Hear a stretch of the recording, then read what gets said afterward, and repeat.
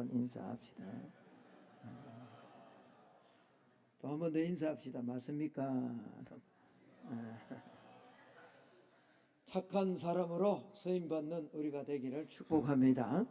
오늘 설교 결론은 착한 사람이 있을 때 교회가 주께서 손에 함께 하시고 큰 무리가 더하여지더라 라는 것이 사실은 결론입니다. 교회가 계속해서 부흥하기를 원하고 성도가 주님 앞에서 성장하고 성숙하기를 원하는 것은 성도들의 소원이기도 하지만 하나님의 뜻이기도 합니다.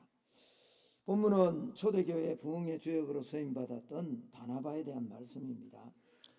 우리가 잘 아는 이 초대교회 안디옥이라는, 요즘에 이렇게 다녀보면 안디옥 교회라고 이름 붙은 교회가 많지 않습니다. 옛날에 한참 교회가 성장할 때 교회마다, 지역마다, 교회 개척되는 교회마다 안디옥 교회라는 이름이 참 많이 붙어 있었습니다. 왜냐하면 오늘 본문에 나오는 것처럼 안디옥 교회가 이방에 세워진 교회이지만 하나님의 손이 함께 하심으로 엄청난 부흥이 일어났기 때문에 그런 거죠. 이 초대교회 예루살렘 교회에 안디옥 교회에 복음이 전파되고 교회가 세워졌다라는 소식을 들었습니다. 이 예루살렘 교회는 새로 세워진 이 안디옥 교회를 돕기 위해 어떤 사람을 지도자로 선택할 것인가 결의를 했습니다.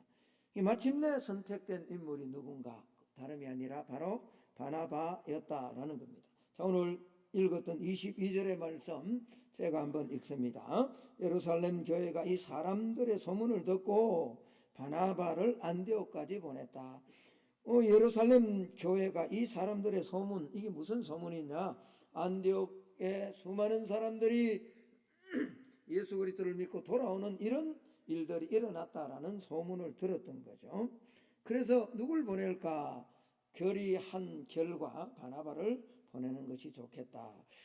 여러분, 바나바라는 사람이 누구입니까? 바나바는 이름이 요셉입니다. 그리고 출신은 구브로 출신이고 우리가 잘 아는 마가복음을 기록한 이 마가의 삼촌이기도 합니다. 이 바나바는 레위 출신입니다. 레위 족속입니다. 이 레위 족속은 구약 시대에는 하나님 앞에 완전히 바쳐진 인물이기 때문에 세상의 어떤 기업, 땅을 따로 하나님으로부터 받은 그런 일이 없습니다. 그러니까 쉽게 이야기하면 레위 족속은 세상에 부를 가지거나 재산을 가질 그런 사람들은 아닙니다. 그런데 이 바나바는요, 예루살렘에 많은 땅을 가지고 있었던 상당한 재력가였다라는 겁니다. 그가 장사를 했는지 아니면 어떤 수완을 가지고 돈을 벌었는지 큰 재력가였다. 그리고 그는 땅을 팔아서 가난한 사람들을 구제하고 또 사도들에게 잘 알려졌던 그런 인물이었다라는 겁니다. 오늘 이 사도행전을 기록한 의사 누가가 이 바나바에 대해서 두 가지 평가를 합니다. 하나는 도덕적인 평가고 하나는 신앙적인 평가입니다. 그래서 오늘 이 바나바를 통해서 안디옥 교회가 바울과 함께 1년 동안 그들의 신앙을 가르쳤더니 불일 듯 일어나고 하나님께서 더 많은 무리가 모여들게 하셨다라는 것이 오늘 본문의 내용입니다. 도대체 바나바는 어떤 사람일까? 오늘 두 가지 평가를 한번 살펴보면서 우리도 이 각박한 세상 속에서 복음이 점점 약화되는 이런 세상 속에서 우리를 통해 하나님의 손길이 우리 위에 임함으로 교회가 끝까지 하나님의 사명을 감당하는 그런 교회로 또 그런 신앙인으로 우리가 쓰임받기를 소망하는 겁니다. 여러분 모두가 오늘 말씀을 통해 다시 한번 우리의 삶을 한번 돌아보며 바나바처럼 하나님 앞에 쓰임받는 그런 은혜가 있기를 예수님 이름으로 축복합니다. 자, 그렇다면 이 누가는 사도행전에서 바나바를 어떻게 평가하는가? 첫 번째, 도덕적인 평가입니다.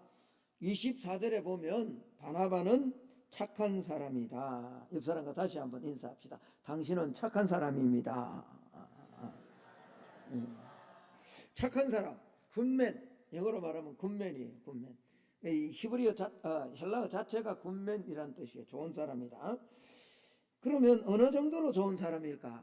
어떤 주석가에 의하면요, 이 신약 성경에서 신구약을 포함해서 가장 예수님을 근접하게 닮아 신앙생활을 했던 사람이 바로 이 바나바다라고 인물을 평가하고 있습니다.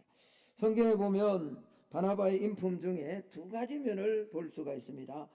이 착한 사람이다. 도대체 뭐가 그렇게 착했느냐? 첫 번째는 그의 성품이 관대하고 포용적이었다라는 겁니다. 바나바는 원래 동정심과 인정이 많은 사람이었습니다. 그는 초대교회가 구제사업을 할 때 서슴없이 자기 땅을 팔아 구제에 바쳤다. 자, 오늘 사도행전 4장 36절 37절에 보면 이렇게 기록합니다. 제가 한번 읽어보겠습니다. 구버로에서 난 무슨 족속이요? 레위 족속. 사실은 레위 족속 구약시대 같으면 이게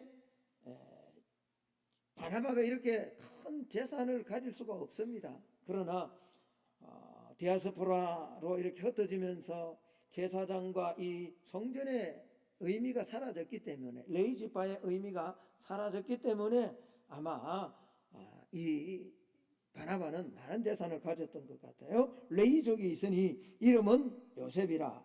사도들이 일컬어 바나바, 번역하면 위로의 아들이라 하니 그가 밭이 있음에 팔아 값을 가지고 사도들의 발 앞에 두었다. 뭘 팔았다고 하죠? 밭을 팔았다. 재산을, 많은 자기의 재산을 팔아서 교회를 위해서 지금 선뜻 내놓았다라는 그런 말입니다. 여러분, 대부분의 유대인들이 사실은 유대인들에게는 동정심을 베푸는 그런 삶을 살아갑니다. 지금도 마찬가지입니다. 유대인들이 장사를 잘한다 그러잖아요. 어느 지역에 유대인 한 사람이 사업에 성공하면 그 지역에 유대인들이 거의 상권을 장악합니다. 왜 그러냐 그러니까 유대인들은 자기 동족 유대인들을 돕는데 언제까지 돕느냐? 그 사람이 일어날 때까지 도와주거든. 결국은 뭐죠? 그가 일어나서 또 자기의 것을 갚고 또 다른 사람이 그렇게 할 수 있도록. 그러니 그 지역에 유대인들이 뭐 장사가 잘 되는 건 어쩌면 당연한 일인지 모릅니다. 그래서 유대인들은 자신의 동족들에게 이런 동정심, 이런 건 잘 나타냈습니다. 그러나 오늘 바나바는 이방인에게 이런 동정심, 밭을 팔아서 교회에 사용하도록 내어놓았다라는 점이 다르다라는 겁니다. 다시 말하면 바나바는 포용적이고 관용적이었는데 뭐가? 유대인들에게만 관용적이지 않고 이방인들에게까지 관용적이고 포용적인 사람이었다. 이 바나바는 이방인에게 열린 마음을 가졌다라는 말입니다. 예루살렘 교인들은 이방인에 대해서 마음을 열지 않았습니다. 자, 오늘 우리 식구들을 한번 봅시다. 우리가 읽지는 않았습니다만 예루살렘에 큰 박해가 일어났고 그 스데반의 일로 19절입니다. 그때 스데반의 일로 일어난 환란으로 말미암아 흩어진 자들이 베니게와 구브로와 안디옥까지 이르러 누구에게만 말씀을 전한다고요? 유대인에게. 이게 유대인들의 선민의식입니다. 유대인들은 뭐죠? 누구에게? 자기 동족에게는 마음이 열려 있었지만 이방 사람들에게는 아직까지 마음이 열려 있지 않았어요. 포용적이지 않았어요. 관용적이지 않았어요. 그러나 바나바는 뭐죠? 이방인들에게까지 마음이 열려져 있었다라는 겁니다. 그렇죠? 유대인들은 이방인들과 함께 교제하거나 식탁을 함께 하거나 이런 걸 금지했습니다. 심지어 예수님께서 세리 죄인들과 식사하는 거 보고 죄인들의 친구다라고 바리새인들, 서기관들은 그렇게 예수님의 별명을 붙일 만큼 닫혀있는 마음이었습니다. 그러나 바나바는 그렇지 않았다라는 거죠. 물론 그가 구브로, 지금의 사이프러스죠. 남북이 우리처럼 갈라져 있습니다. 한쪽은 그리스, 한쪽은 터키가 다스리고 있는 그런 섬입니다. 이 섬 구브로라는 섬 자체가 사실은 헬라 문화권이니까 레이족 유대인이지만 바나바는 헬라어를 사용했던 그런 사람이었습니다. 그래서 그가 구브로 출신이었기 때문에 이방인들에게 열린 마음을 가졌을 것이다. 여러분 그렇지 않습니다. 부자라고 다 너그럽습니까? 그렇지 않잖아요. 배웠다고 다 겸손합니까? 그렇지 않잖아요. 자신이 이방의 출신이라고 유대인이니까 모든 사람들이 다 이방인들에게 마음이 열린 것은 아니거든요. 그러나 어쨌든 바나바는 뭐죠? 관대함이 있었다라는 거죠. 포용성이 있었다라는 거죠. 자기 동족에게만 동정심을 베푸는 그런 사람이 아니라 이방인들에게도 관용과 포용과 사랑을 나누는 그런 사람이었다라는 겁니다. 이런 인품 때문에 그는 유대교와 이방교회의 중재자의 역할을 담당할 수 있었습니다. 어쩌면 바나바가 아니었으면 예루살렘 교회와 이 안디옥 교회는 굉장히 충돌할 수 있었을 겁니다. 여러분 사실 사도 바울이 회심했을 때도 마찬가지지 않습니까?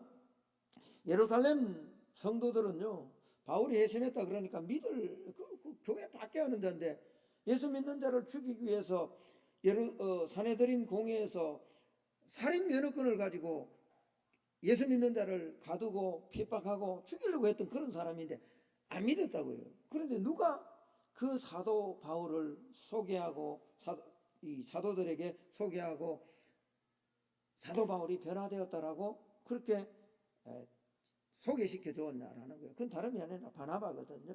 바나바가 아니었으면 어쩌면 예루살렘 교회와 지금 안디옥 교회에 막 부릴 듯 어떤 많은 사람들이 죽기로 돌아오고 있었지만 굉장히 어떻게 이방에 그런 교회들이 세워질 수 있어?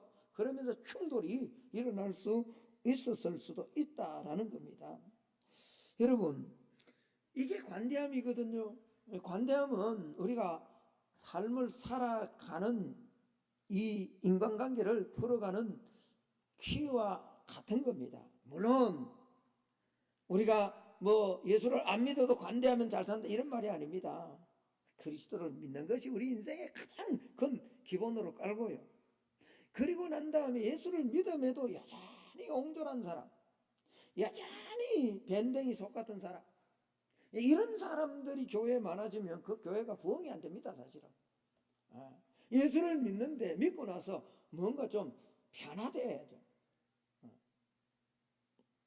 관대함이라는 것은요, 인간사회에서 성공할 굉장히 가능성이 높은 도구입니다.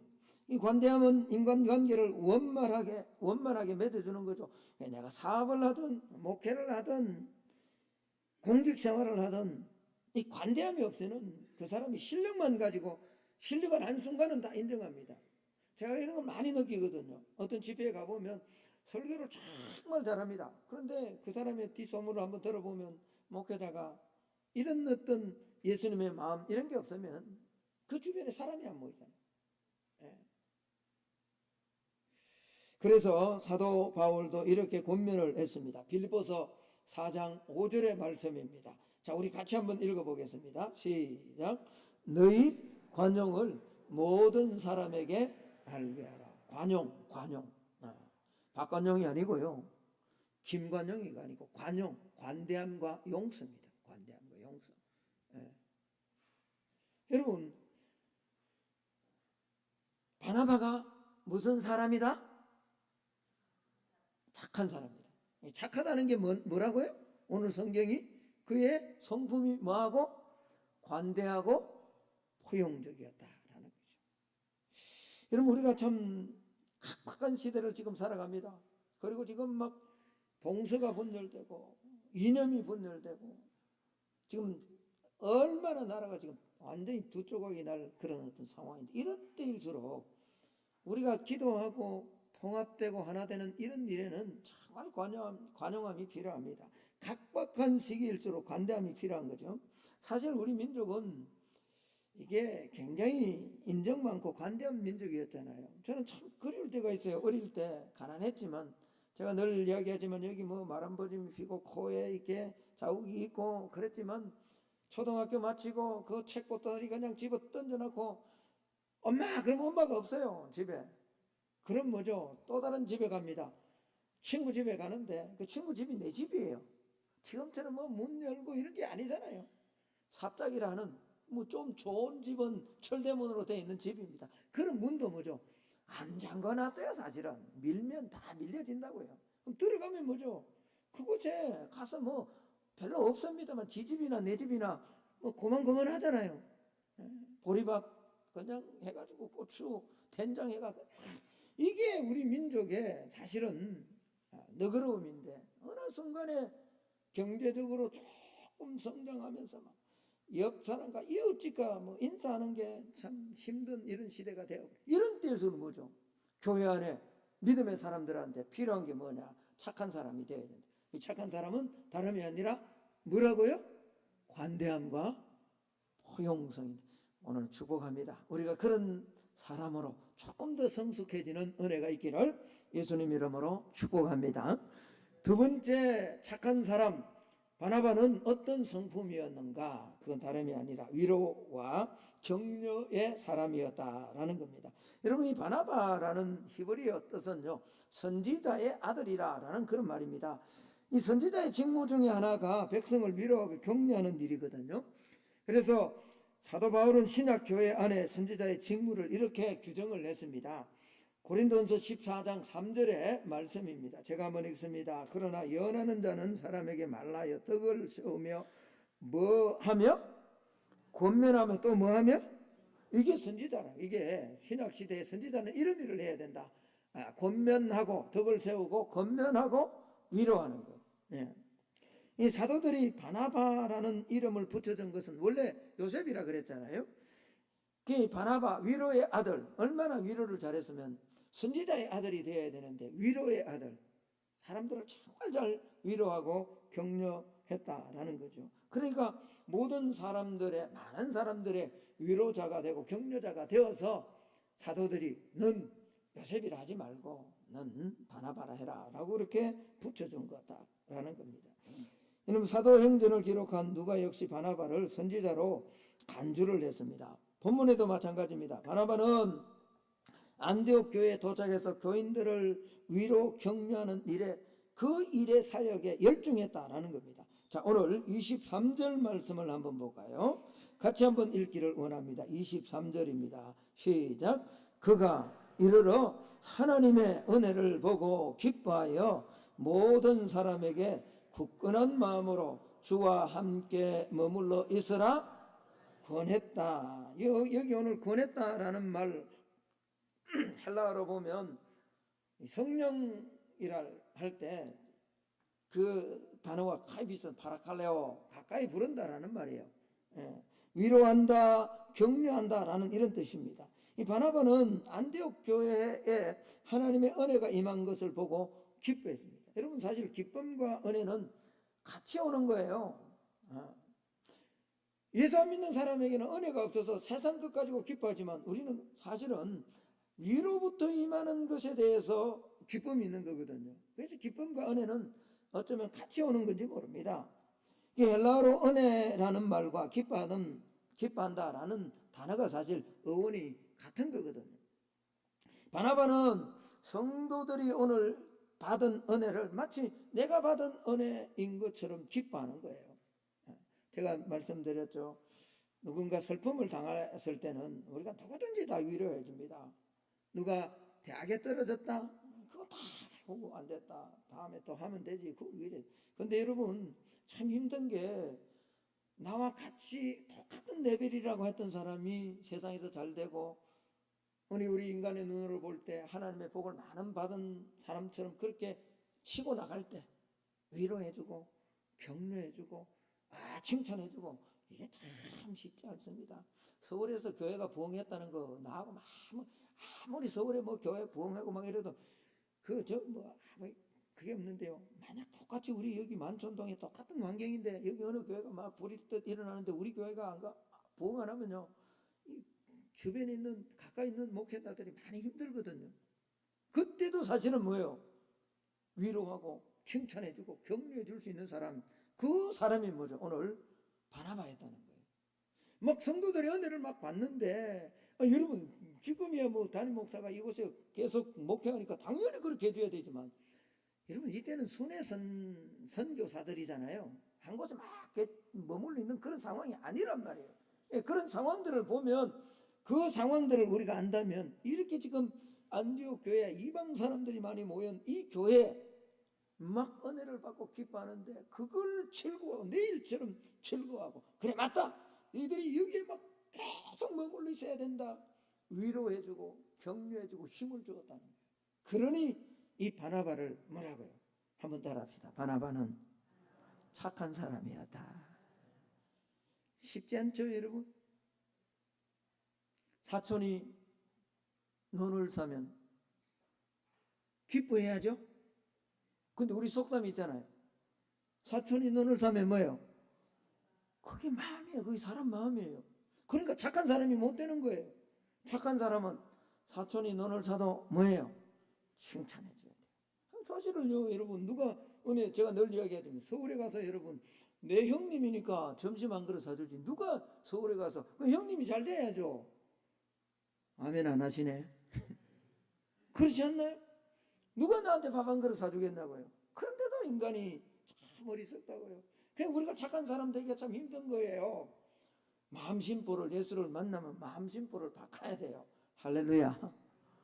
위로해주고 격려. 힘든 사람 위로해주는 거, 그거 뭐 어쩌면 참 할 수 있어요. 그러나 잘 되고 더 잘 나갈 때도 그런 사람 격려해주고 위로해주고, 이런 사람이 돼요. 여러분, 내 인품이 어떠한가, 주변 사람으로 어떤 평가를 받고 있는가 늘 좀 점검할 필요가 있습니다. 깐깐한 사람, 비판 잘하는 사람, 똑똑하고 유능한 사람, 그런데 저 사람 자기만 안다, 그러면 착한 사람이 안 돼요.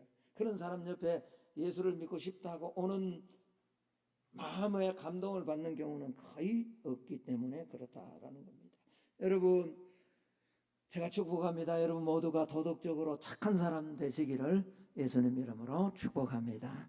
자, 이제 이렇게 도덕적으로만 착한 사람이 되어 마음이 넓고 격려해주고 위로해주는 사람만으로는 신앙생활, 축계로 사람들이 다 많이 몰려오게 하는 이런 도구로 쓰임받을 수 없습니다. 가장 중요한 건 신앙적인 평가죠.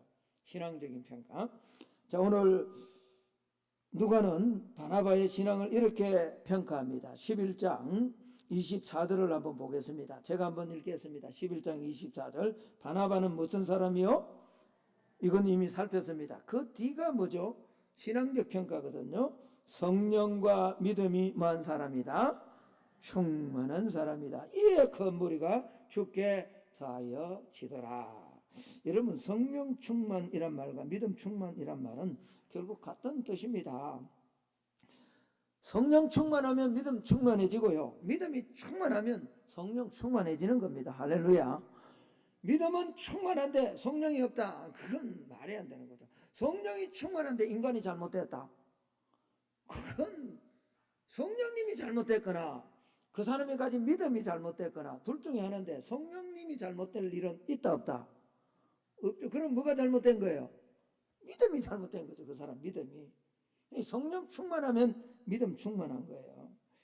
그렇다면 여러분, 성령 충만과 믿음 충만은 무엇으로 판단할 수 있을까요?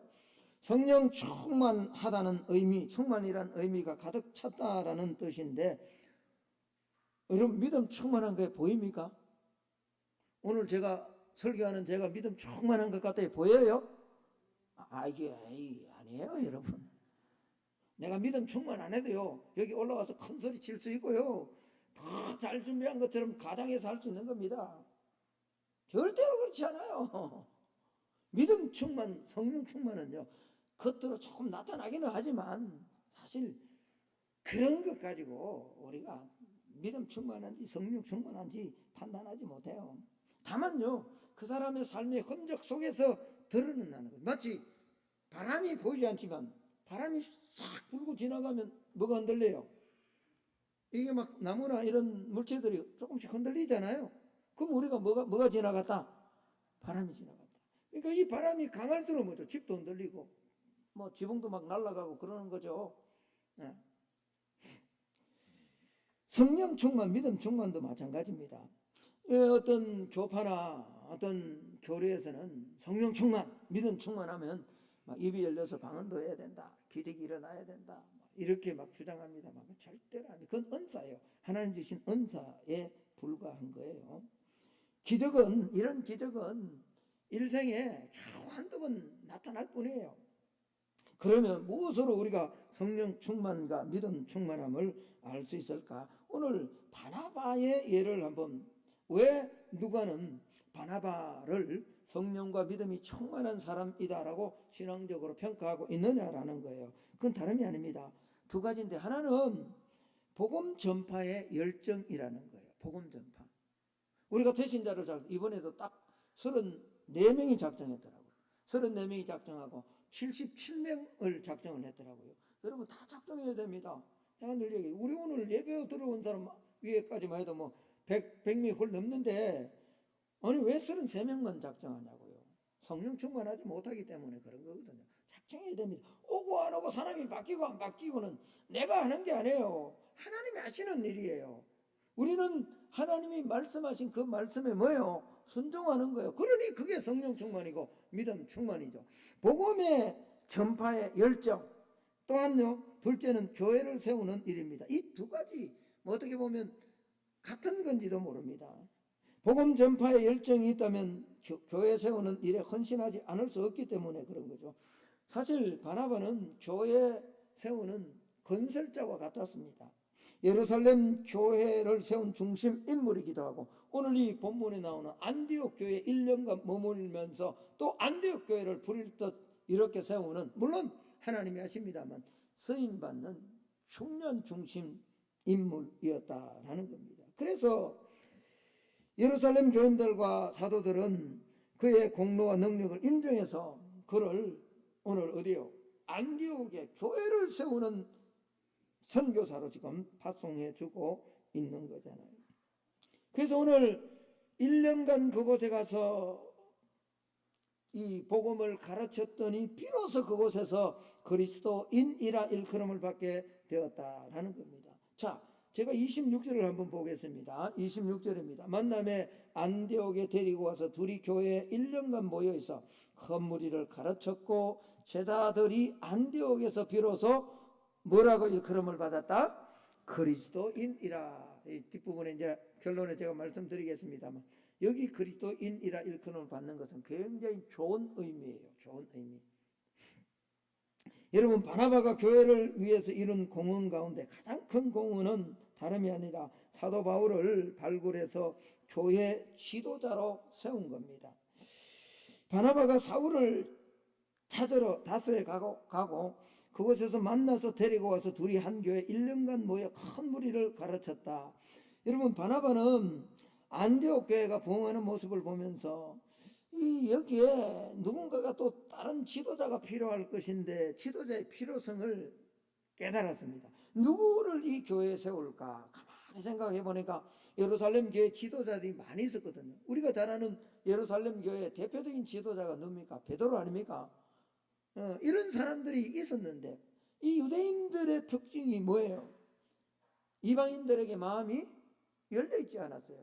그래서 이 베드로, 다른 또 12사도들 가운데 아무리 생각해도 이방 지역의 지도자는 마땅치 않다. 그래서 고민하는 가운데, 기도하는 가운데 하나님께서 다메섹 도상에서 만나주시고 이방인의 그릇으로 세워준 이 바울을 이곳에 데려오면 되겠다라고 생각하고 찾아간 거죠. 25절 말씀을 한번 볼까요? 25절, 바나바가 누구를 찾으러요? 사울을 찾으러. 이 사울이 나중에 바울이 되잖아요. 이름이 바뀌잖아요. 사울을 찾으러 다소에 가서. 그런데 여러분, 여기 찾으러 갔다라는 이 말은요, 그냥 말이 아니라 이 헬라어를 보면요, 사사시 찾다, 뭔가 숨어 있는데 드러나 있지 않는데 그걸 찾기 위해서 막 애를 쓰고 돌아다녔다라는 그런 말이에요. 그러니까 바나바가요, 바울을 지금 자기 고향 길리기아 다소에 가서 물론 복음을 전했습니다. 그러나 우리가 아는 것처럼 그 복음 전하는 것도 제대로 되지 않아서 고군분투하고 있는 상황이 지금 사울의 상황이었거든요. 이런 사울을 바나바가 직접, 왜? 바나바는 사도들에게 인정을 받았다. 많은 밭을 팔아서 사도들 앞에 내어놓았을 뿐만 아니라 사도들이 인정하는 사람이었으니까 그가 직접 찾아가서 누구를요? 사도 바울을 찾아서 지금 안디옥으로 데려와서 1년간 함께 가르쳤다라는 겁니다. 여러분, 이때부터 사도 바울이요, 마치 물고기가 물을 만난 것처럼 복음의 사역에 날개를 펴니다. 그리고 우리가 잘 아는 것처럼 사도 바울은요, 이 이후에 자기의 생질 마가 때문에 다투어서 바나바는 마가를 데리고 고향인 구브로에 가고 난 다음에 이 이후에 사도행전에서 1차, 2차, 3차, 4차 마지막 로마의 그 전도 여행까지 주도적인 역할을 하는 사람은 바나바가 아니고 누가 등장을 하죠? 바울이 등장합니다. 물론 바울이 하나님 앞에서 열심으로 막 뛰어난 이런 부분도 있지만 누가가 미묘하게 바나바의 이름을 싹 빼고 사라지게 만들고 바울의 이름을 주도적으로 기록하는 것은 의미가 있는 겁니다. 뭐예요? 바나바가 바울로 하여금 그런 역할을 할 수 있도록 양보하고 빠졌다는 말이에요. 나중에 우리가 압니다. 이 바나바와 바울이 서로 싸웠을 때 이 일로 인해서 나중에 마가가 마가 때문에 그랬거든요. 마가 때문에. 근데 마가가 변화되어서 가장 사복음서 중에 먼저 쓴 복음은 마가복음이라고 학자들이 다 공히 인정하잖아요. 그 마가복음을 기록하도록 변화시키고 바꾼 인물이 누구냐? 바나바거든요. 그렇다면 1차, 2차, 3차 이런 사역의 중심이 아니라 사실은 누구의 이야기를 더 깊이 써야 되냐면 바나바의 이야기를 어쩌면 더 깊이 써야 맞을 겁니다. 그러나 성경은 그렇지 않아요. 왜? 바나바가 싸웠지만 뒤로 양보했다라는 겁니다. 그래서 오늘 이런 일이 있기 전에 오늘 1년간 그 초야에 묻혀 있는 사도 바울, 사울을 찾아와서 오늘 26절의 말씀처럼 1년간 그곳 안디옥에서 가르쳤더니 비로소 그곳에서 예수 믿는 사람들의 이름이 무슨 이름으로? 그리스도인이라는 이름으로 칭하게 되었다라는 겁니다. 여러분, 이 그리스도인이라는 이름에 대한 칭호는요, 학자들이 두 가지로 의미합니다. 하나는 조롱하는 것, 또 하나는 인정하는 것. 우리도 마찬가지죠. 저 예수쟁이다. 그죠? 그리스도인을, 성도를, 우리는 성도, 우리는 그리스도인이라고 하지만 예수 믿지 않는 사람들이, 세상 사람들이 우리 예수 믿는 사람을 평가할 때 저거 예수쟁이다라고, 쟁이라는 말, 쟁이. 요즘 잘 안 쓰죠? 그 쟁이라는 말이 전문가란 말이거든요. 그죠? 땜쟁이. 땜을 하는 데 있어서는 내가 그럴 때 땜쟁이라고 그러는데 아무나 쟁이라고 이야기하지 않잖아요. 그런데 그 쟁이라는 말의 의미가 두 가지 뜻이 있다고요. 하나는 뭐죠? 비하하는 말이에요. 조롱하는 말이에요. 모욕하는 말이죠. 또 하나는 뭐예요? 존경하는, 인정하는 말이에요. 여러분, 사도행전 26장 28절로 한번 가보면 아그리빠가 바울에게 이렇게 말합니다. 자, 영상에 나오니까 우리 같이 한번 읽어보겠습니다. 시작. 아그리빠가 바울더러 이르되 네가 적은 말로 나를 권하여 뭐가 되게 한다요? 요때 그리스도인이란 말은 아그리빠 왕이요, 바울을 뭐 하면서 하는 용어일까요? 경멸하면서 하는 거예요. 네가 말로서 나를 그리스도인 만들려고 하느냐라는, 사실은요, 바울이 억울하게 누명을 죄인의 모습으로 지금 그렇게 로마를 향해서 가기 전에 이 지금 아그리빠 앞에서 재판을 받는 그런 상황이거든요. 그러나 오늘 이 안디옥에서, 오늘 이 본문에서 11장 26절에서 말하는 이 그리스도인은 이런 용어가 아닙니다. 이 그리스도인은 안디옥에 당시에 50만 명이나 되는 거대한 도시였는데 거기에 많은 사람들이 예수 믿는 사람들의 삶을 보고 만나면 예수 그리스도 이야기를 하고 생명을 걸고 복음을 전하며 삶을 그렇게 살아냈기 때문에 예수 믿는 사람들을 보고 그 사람들의 이름을 뭐라고 칭했다고요? 그리스도인이다. 예수 믿는 사람이다. 예수쟁이다 라는 이름이 붙여졌다라는 겁니다. 여러분, 오늘 내 삶의 모습을 통해서요, 그리스도인이라는 칭호의 의미가 결정됩니다. 세상에 우리를 부르는 칭호는 많습니다. 기독교인, 신자, 예수쟁이, 크리스찬. 여러분, 이런 칭호들이 좋은 의미로 쓰이기도 하고요, 나쁜 의미로 쓰이기도 합니다. 어떤 동기에서 사용되었든지 결과적으로 이런 칭호의 의미를 결정하는 것은 한번 따라합시다. 저와 여러분의 삶의 결과이다. 꼭 기억하시기를 주의 이름으로 축복합니다. 바나바는 무슨 사람이다? 착한 사람이다. 도덕적으로 그렇게 관용하고 포용적이고 격려하고 위로했고, 또 신앙적으로 바나바는 믿음과 성령이 뭐했다? 충만했다. 그래서 주의 손이 함께함으로 그곳에 많은 무리, 오늘 설교의 제목처럼 큰 무리가 더하여지도록 수동태예요. 하나님께서 붙여주셨다라고 말씀하고 있습니다. 오늘 내 삶이 어떠한가?